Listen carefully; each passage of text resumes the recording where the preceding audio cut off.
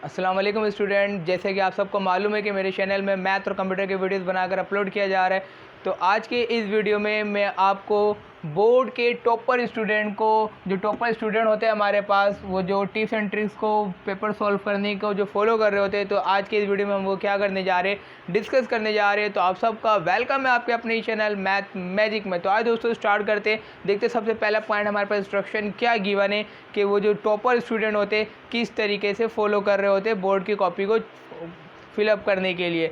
तो वही tips and tricks आपको भी मैं बताऊंगा ताकि आप भी क्या कर सको, क्योंकि हर एक बच्चे का सपना होता है कि मैथ के पेपर में क्या किया जाए, 100 नंबर लिया जाए। जैसे कि हमारे पास शफकत महमूद ने बार बार बोला है हम रियाजी का पेपर लाजमी लेंगे। तो आज मैं आपको टिप्स एंड ट्रिक्स देने जा रहा हूँ कि किस तरीके से आप सॉल्व करो जो मैथ में क्या आए आपके पास 100 नंबर आए। तो इसको स्टार्ट करने से पहले मेरे पास एक हेडिंग लगा हुआ है, paper presentation and decoration. Paper का प्रेजेंटेशन और डेकोरेशन किस तरीके से बनाया जाए जो चेकर देखते ही क्या हो जाए, कॉपी का पूरे के पूरे नंबर देने को तैयार हो जाए। एक बंदा है जो कि सुबह से 3-4 घंटे से कंटिन्यू कॉपी चेक कर रहा है, तो उसका जो ब्रेन होता है, उसका ब्रेन का जो मूड होता है वो क्या हो जाता है, ऑफ हो जाता है। तो उसको सही करने के लिए आपकी कॉपी का अगर प्रेजेंटेशन और डेकोरेशन सबसे बेहतरीन होगा, तो जब चेकर कॉपी हाथ में उठाएगा तो चेकर का दिल खुश हो जाना चाहिए और चेकर देखते ही बोलेगा क्या कॉपी आई है, काश के सारी कॉपी ऐसी होती। क्योंकि चेकर को इसके बदले क्या मिल रहा होता है, कॉपी चेक करने के बदले पैसे मिल रहा होता है। तो इसलिए चेकर को अगर आप अच्छे से अच्छा प्रेजेंट करके कॉपी देंगे तो चेकर क्या होगा, बहुत ज़्यादा खुश होगा। तो सर हम कॉपी किस तरीके से प्रेजेंट करें जो बहुत ज़्यादा चेकर खुश हो। तो इसकी एग्जाम्पल मैं आपको एक बातें और बताऊँ। जैसे कि आपके घर में अगर बिरयानी बनाई जाए और वही बिरयानी आपको रेस्टोरेंट में दिया जाए, तो आपको जो सबसे ज़्यादा जो मज़ा आएगा खाने में, वो कहाँ पे मज़ा आएगा, आपको रेस्टोरेंट में मज़ा आएगा। सर वाई रेस्टोरेंट में क्यों मज़ा आएगा, घर का खाने में क्यों नहीं मज़ा आएगा? क्योंकि रेस्टोरेंट वाले क्या करते हैं, खाने पीने का जो भी आइटम होता है उसकी डेकोरेशन और प्रेजेंटेशन का बहुत ज़्यादा ख्याल करते हैं। अगर डेकोरेशन और प्रेजेंटेशन का ख्याल करते तो जिस बंदे को भूख नहीं भी लगी होती, वो बंदे को क्या लगना शुरू हो जाती है, रेस्टोरेंट के अंदर भूख लगना शुरू हो जाती है और वो क्या करता है, वहाँ पे खाना खा लेता है। तो इसी तरीके से अगर आप मार्केट जाते हो, मार्केट से कोई चीज़ क्या करते हो, परचेज़ करते हो, तो मार्केट में आप वो चीज़, अगर कोई चीज़ फर्स्ट टाइम परचेज़ कर रहे हो तो आप उसका क्या देखते हो, प्रेजेंटेशन देखते हो। अगर वो देखने में बेहतरीन लग रहा है तो हमारे माइंड में थॉट यही जाता है कि इसके अंदर जो डेटा होगा या इसके अंदर जो मटेरियल होगा वो क्या होगा, बेहतरीन होगा। तो इसी तरीके से अपने बोर्ड के पेपर के कॉपी को भी क्या करना है, प्रेजेंट करना है। तो सर क्या क्या इंस्ट्रक्शन को फॉलो किया जाए? तो सबसे पहले हमारे पास पॉइंट गिवन है, ड्रॉ अ लाइन। आपको मैं एक बात बताते चलूँ। लेट सपोज ये आपकी क्या है, बोर्ड की कॉपी है। आपने क्या किया, अभी बोर्ड की कॉपी में आप अगर बोर्ड का फर्स्ट टाइम पेपर दे रहे तो आपके पास क्या होगा, हमारे पास इस तरीके का एक पेज, एक कॉपी होगा। कॉपी में यहाँ पे टॉपर में लिखा होगा रोल नंबर, रोल नंबर का स्लॉट बना होगा। आपको क्या करना है, रोल नंबर और बाकी दीगर इंस्ट्रक्शन क्या करना होता है, फॉलो करना होता है। फिर सेकंडली आपको क्या करना है, यहाँ पे आपके पास इंस्ट्रक्शन गिवन होगा कि क्या क्या आपके पास बोर्ड के पेपर, यानी जो नेक्स्ट पेज होगा उसमें आपके पास क्या गिवन होगा, इंस्ट्रक्शन गिवन होगा कि क्या क्या चीज़ किस किस तरीके से करना है। फिर इसके बाद बच्चे क्या कर रहा होता है, फिर जो ये कॉपी होता है ना, कॉपी के बाद यहाँ से वर्किंग स्टार्ट करना होता है। बच्चे क्या करते हैं, एक पेज छोड़कर अगले पेज में चला जाता है। अब इससे क्या होता है, चेकर का जो मूड है, क्योंकि चेकर ने प्रेजेंटेशन देखा ही नहीं, अब वो नेक्स्ट पेज में जंप करेगा, फिर प्रेजेंटेशन देखेगा। तो इसीलिए बगैर पेज छोड़े आपको क्या करना है, काम करना है। सेकेंडली आपको क्या करना है, यहाँ पे लाइन ड्रॉ कर देना है। जैसे जो कॉपी का जो पेज है ना, आप क्या करेंगे, वहाँ पे ड्रॉ अ लाइन। तो मेरा पहला पॉइंट है क्या करना है आपको, सर वहाँ तो ऑलरेडी पहले से लाइन ड्रॉ हुआ होता है। वो लाइन इसलिए ड्रॉ होता है ताकि वो अगर फाइल वगैरह में लगाए तो वो अपने यूज़ के लिए लगाए रहते हैं। अगर आप वहीं से स्टार्ट कर दोगे तो फिर होगा क्या, आपके पास ये हो सकता है कि वो जो आपने जो डेटा साइड में जो लिखा हो वो सब क्या हो जाए, हाइड हो जाए और चेकर सही से चेक ना कर पाए या रीचेकर सही से उसको रीचेक ना कर पाए। तो ये फ़ायदा है लाइन ड्रॉ करने का। Paper neat and clean, paper को क्या रखना है, साफ़ शफाफ रखना है। आपने जब बोर्ड का पेपर देने जा रहे हो तो आप सारे लोग क्या करते हो, सब चीज़ न्यू परचेज़ करते हो। आपने क्या किया, पेन के अंदर इंक न्यू पेन परचेज़ किया था, आपने इसके अंदर इंक भर दिया। आप इंक भरने के बाद अपने ज्योमेट्री बॉक्स में रखे और बोर्ड का पेपर देने के लिए चले गए। फर्स्ट टाइम जैसे ही आपके बोर्ड का पेपर आया, आपने बोला कि इसमें लिखता हूँ, आपने इसको क्या किया, ओपन किया। तो ओपन करते ही क्या हुआ, बहुत सारे इंक थे, वो सब के सब किस में गिर गए, पेपर में गिर गए। तो आपने नीट एंड क्लीन का ख्याल नहीं किया। अब उसको आप टिश्यू पेपर से ड्राई करो या रिमूवर करो। अगर रिमूवर करते हो तो आपके जो सारे के सारे जो नीट एंड क्लीन का जो बात है सब का सब क्या हो जाएगा, ज़ाया हो जाएगा। कुछ पेपर से, कुछ पेन से क्या होते हैं, इंक साइडों से निकल रहे होते हैं। आप लिखते रहते हो, हाथों में या फिंगर्स में क्या लगते हैं, आपके इंक्स लग रहे होते हैं, जब वो क्या होता है आगे पीछे होता है कॉपी में पूरा इंक कर देता है। तो नीट एंड क्लीन का आपको क्या रखना ख्याल, ऐसी कॉपी चेकर के हाथ में देना है जैसे कि अभी बोर्ड वालों ने क्या किया, वो कॉपी निकाल कर चेकर के हाथ में रख दिया, वैसी कॉपी का प्रेजेंटेशन होना चाहिए। पेपर फिलअप क्राइटेरिया मैंने आपको समझाया कि पेपर किस तरीके से फिलअप करना है। तो पेपर फिलअप करने के लिए आपको करना है क्या है, आपका रोल नंबर होगा, नेम ऑफ सेंटर होगा, फिर इंस्ट्रक्शन, फिर नेम ऑफ सेंटर के बाद आप पार्ट 1 पार्ट 2 है, जो सब्जेक्ट है, डेट है, एक्स सारी चीज़ें आपके पास क्या होगी, गिवन होगी। इन सारी चीज़ों के से क्या करना है, आपको फिलअप करना है। फिर सेकेंडली यहाँ पे आपके पास वही सारे इंस्ट्रक्शन होगा, बट यहाँ पे रोल नंबर नहीं होगा। बहुत सारे आपको ब्रोकर भी मिलेंगे जो आपको क्या बोलेंगे, इतने पैसे हमें दे दो, हम बोर्ड के क्या चेकर है, जैसे ही आपकी कॉपी आएगी हम क्या कर देंगे, आपको पूरे के पूरे नंबर हम प्रोवाइड कर देंगे।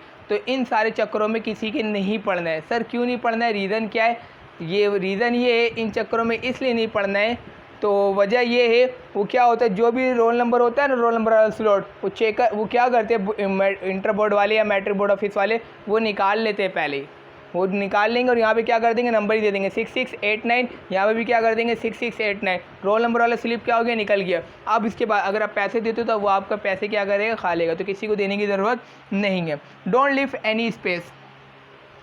अब आपको क्या करने, यहाँ पे इसका मतलब क्या है, जैसे आप पेपर में फिजिक्स का पेपर या कोई सही पेपर कर रहे हो, आपने किया, इसके नीचे 2 से 3 से 4 लाइन आपके पास क्या हो गए, बच गए। अब क्या करोगे, आप 2-4 लाइन में तो आपका तो आंसर आएगा ही नहीं, तो आपके माइंड में ऐसा करते या 3-4 लाइन को छोड़ते, हम लोग क्या करते हैं, नेक्स्ट पेज में आप इसका काम करेंगे। इससे चेकर के माइंड में पता है क्या जाता है, क्योंकि चेकर के पास इतना टाइम नहीं है कि वो आपके क्या करे, पूरा डेटा को पढ़े। तो चेकर सिर्फ प्रेजेंटेशन पे पहले फोकस करता है। अगर प्रेजेंटेशन अच्छे तो चेकर का माइंड सेट में ये सेट हो जाता है, कॉपी पढ़े लिखे बच्चे की है और कॉपी में सारा डेटा क्या होगा, बेहतरीन होगा। अब वो कॉपी चेक नहीं करेगा, सारा प्रेजेंटेशन का गेम है। आपने 3-4 लाइन छोड़ दिया तो चेकर के माइंड में ये बातें जाएगा कि हो सकता है बच्चे को याद ना हो, और बच्चे ने क्या कर दिया, 2-3 लाइन छोड़ के नेक्स्ट क्वेश्चन नेक्स्ट पेज, वो कुछ नहीं करेगा। वो पता है चेक क्या करेगा, कॉपी के नीचे इतना बड़ा बड़ा 3-4 क्वेश्चन मार्क बना देगा, और क्वेश्चन मार्क बनाने के बाद बोलेगा कि 2 नंबर आपके क्या हो गए, चलेगा। तो एनी स्पेस, कोई स्पेस नहीं छोड़ना है। Don't leave the blank page, और डोंट, आप बहुत सारे बच्चे क्या कर रहे होते हैं, ब्लैंक पेज छोड़ रहे होते हैं। सर कैसे ब्लैंक पेज छोड़ रहे होते हैं, लेट सपोज बच्चे को करने हैं 5 शॉर्ट क्वेश्चन, 4 उसको शॉर्ट क्वेश्चन बिल्कुल परफेक्टली आ रहा है, 4 शॉर्ट क्वेश्चन 100% आ रहा है, वो 4 शॉर्ट क्वेश्चन बिल्कुल परफेक्टली कर सकता है। उसने 4 शॉर्ट क्वेश्चन किए, एक और करना था, उसने क्या कर दिया, पेज छोड़ के आगे 2-3-4 पेज छोड़कर वो क्या करने लगा, लॉन्ग करने लगा। वो लॉन्ग कर दिया, लॉन्ग करने के बाद उसने कॉपी सबमिट करवाया, घर चले गए। जब चेकर के हाथ में कॉपी जाएगा ना, चेकर चेक करेगा, 4 उसको शॉर्ट क्वेश्चन मिल गए, उसने पेज पीछे किया, कुछ भी नहीं, ब्लैंक, फिर पेज पीछे किया, फिर ब्लैंक। तो चेकर के पास इतना टाइम नहीं कि आपके एक कॉपी के एक पेजेस को क्या करे, जाकर चेक करे कहाँ पे लिखा है और कहाँ पे नहीं लिखा है, क्योंकि इसमें फ्यूचर आपका है, चेकर का नहीं है। चेकर उसको क्या कर देगा, वैसे ही छोड़ देगा, और सिर्फ 4 शॉर्ट क्वेश्चन के आपको क्या करेगा, नंबर प्रोवाइड कर देगा, और बाकी जितना आपने किया होगा, तो इसलिए आपको पेज छोड़ने की ज़रूरत नहीं है। अगर सर पेज छूट जाए तो फिर क्या करना है, उसके बारे में बताऊँगा। Don't cut the extra question and word.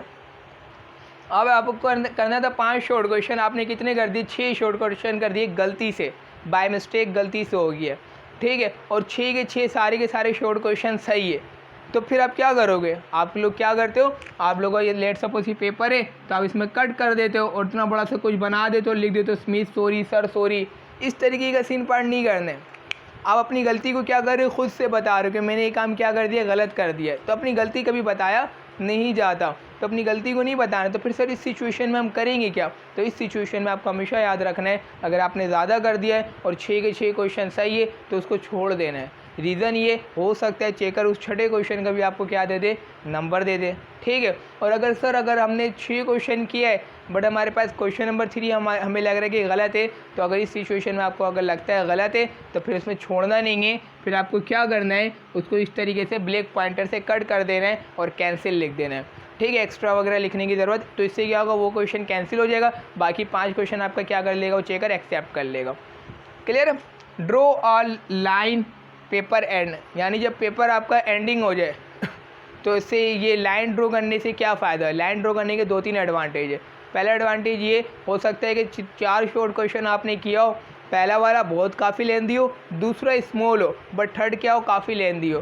तो इसमें आप लाइन अगर ड्रॉ नहीं करते हो तो फिर इससे क्या होता है, इससे ये बात जा रहा होता है चेकर के माइंड में, क्योंकि चेकर का तो फ्यूचर है ही नहीं, चेकर का तो कोई कैरियर है ही नहीं, इसमें आपका फ्यूचर की बात की जा रही है। तो चेकर क्या करेगा, बड़े और जो छोटा जो क्वेश्चन है ना उसको क्या समझेगा, सम टाइम, क्योंकि इंसान है, इंसान से गलती हो जाती है, तो सम टाइम क्या करता है वो जो क्वेश्चन नंबर जो बड़ा सा जो एक क्वेश्चन नंबर 1 था और छोटा जो क्वेश्चन नंबर 2 था, अब वो इसमें क्या समझता है, चेकर वो यही समझ रहा होता है जल्दी जल्दी में कि जो छोटा वाला क्वेश्चन भी किसके साथ है, बड़े वाले क्वेश्चन के साथ, और इन दोनों क्वेश्चन को मर्ज करके सिर्फ और सिर्फ कितने क्वेश्चन का नंबर दे देता है, एक क्वेश्चन का नंबर दे देता है, और एक क्वेश्चन का नंबर आपका क्या होता है, चला जाता है।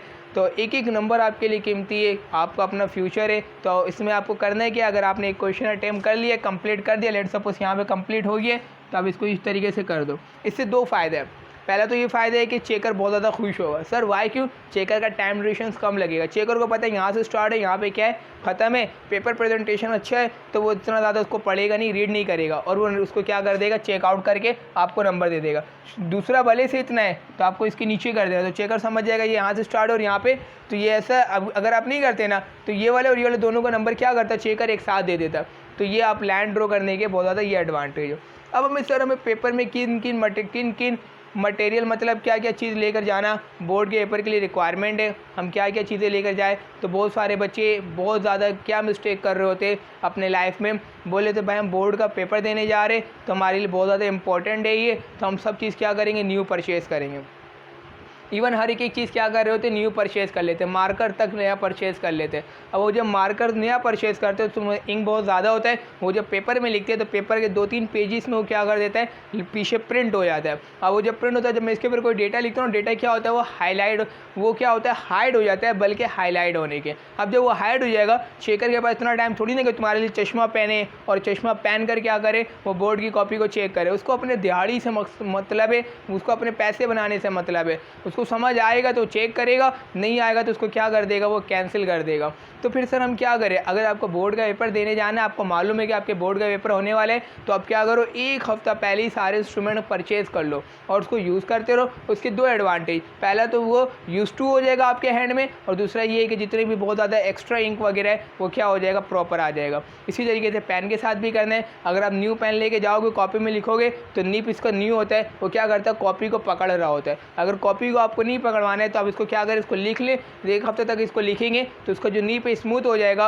और कॉपी में क्या होगा, अच्छे से लिखा आएगा। तो ये सारे इंस्ट्रूमेंट क्या करने हैं, 2 इंस्ट्रूमेंट बता दिए। इसके अलावा आपको कंपास रखना चाहिए अपने पास, आपके पास ब्लू और ब्लैक कट मार्कर होना चाहिए। रिमूवर कभी भी नहीं लेके जा रहे, रिमूवर लेके जाने का नुकसान ही, अगर आप रिमूव कर देते, कोई चीज़ मिस्टेक होता है, आपने उसको रिमूव किया तो वो क्या करेगा, 3-4 पेजेस को क्या कर देगा, डेटा को। पहली बात तो बोर्ड के पेपर में रिमूवर अलाउ है ही नहीं, अगर आप रिमूव कर भी देते हो तो फिर होता है क्या, 3-4 पेजेस के डेटा को वो हाईलाइट करने के वो क्या करता है, बिल्कुल लाइटली क्या कर रहा होता है, डेटा दिखा रहा होता है, लाइटली लिखा हुआ दिखा रहा होता है, जिससे चेकर को कुछ अंडरस्टैंडिंग नहीं होता, और चेकर क्या करता है, आपके नंबर को देने के बजाय नंबर डिटेक्ट कर देता है। तो ये सारे रिमूवर ले जाने के नुकसान है। तो रिमूवर कभी भी लेके नहीं जाना है, अगर आपके पास है तो घर में रख के जाओ या फेंक दो, रिमूवर की कोई रिक्वायरमेंट नहीं है बोर्ड के पेपर में।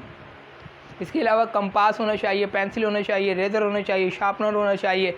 फिर इसके अलावा 2 अदद कैलकुलेटर। सर 2 अदद वाई रीज़न, एक आपको साइंटिफिक रखना है और एक नॉन साइंटिफिक रखना है। अगर खुदा ना खास्ता आपका साइंटिफिक कैलकुलेटर ले जाता है तो आप नॉन साइंटिफिक से छोटे मोटे कैलकुलेशन कर सकते हो, तो इसलिए आपको नॉन साइंटिफिक कैलकुलेटर भी रखना है। एक तो कंपास रखना है, रूलर रखना है। रूलर कैसे रखना है, बड़े रूलर और ट्रांसपेरेंट रखना है, ताकि जब आप लाइन वगैरह ड्रॉ करो तो आप आसानी से क्या कर सको, ड्रॉ कर सको। एक स्मॉल स्केल भी रखना है डायग्राम वगैरह ड्रॉ करने के लिए। कंपास रखना है, कॉम्पैक्ट डी रखना है। ये सारे इंस्ट्रूमेंट आपको क्या करना है, रखने हैं। अगर आप इस तरीके से बोर्ड के पेपर में वर्क करते हो और अच्छे से अच्छे प्रेजेंट के साथ कॉपी को पेश करते हो, प्रेजेंटेशन का खास ख्याल रखते हो, कोई चीज़ अगर गलत होता है उसमें बार बार इस तरीके से काटते नहीं हो, प्रॉपर ब्लैक पॉइंटर से एक दफ़ा काट दो।